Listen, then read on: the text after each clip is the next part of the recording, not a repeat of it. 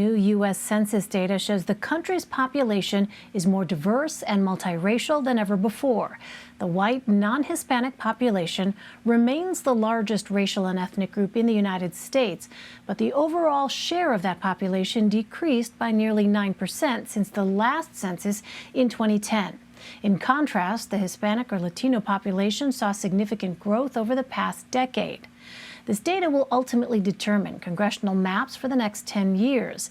The upcoming redistricting process could determine if Republicans can win back the House of Representatives during next year's midterms. For more, I want to bring in Tara Bahrampour. She's a reporter for The Washington Post. Tara, welcome. The U.S. Census Bureau reported the slowest overall population growth since the Great Depression. What's contributing to this?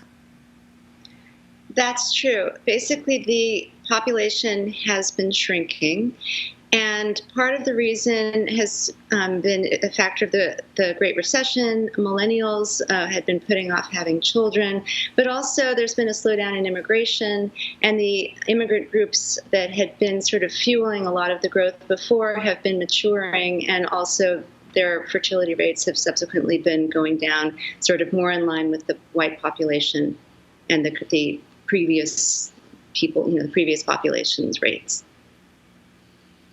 Well, at the same time, metro areas across the country saw significant population increases over the past 10 years. Which areas saw the most growth?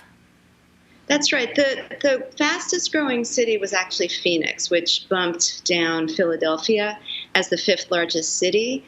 The other cities, big cities, Houston, New York, Los Angeles, Dallas, all stayed, kind of well on a big growth pattern, while smaller areas, less than 10,000 people, really were shrinking more than ever. And so the big cities and counties are getting bigger, and the small counties are getting smaller. As we previously mentioned, the census concluded that the number of Caucasians in the U.S. decreased for the first time since the 18th century. Why? Right. It's the first decrease in people who identify as white alone since the census started being taken in 1790. And there are several reasons for this. First of all, there is an actual decrease. There's been, as a result of decreased fertility rates, the aging of the white population, the opioid epidemic, the Great Recession, where the fertility rate went down. That's all a big factor.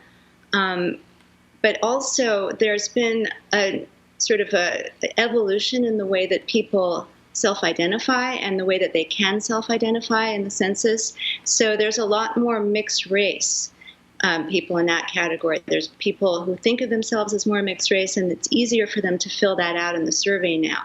And so you'll see the numbers of mixed race people going way up. It's so interesting because the terminology used obviously reflects the changes in our understanding of these kinds of racial and ethnic issues.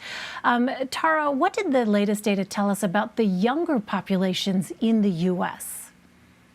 Well, the younger population has for a while now been increasingly people of color. And for the first time now in this past decade, we have flipped to having more people under 18 who are non-white than people who are white. So it's about 47%, 47.3%, I think, white now for the first time.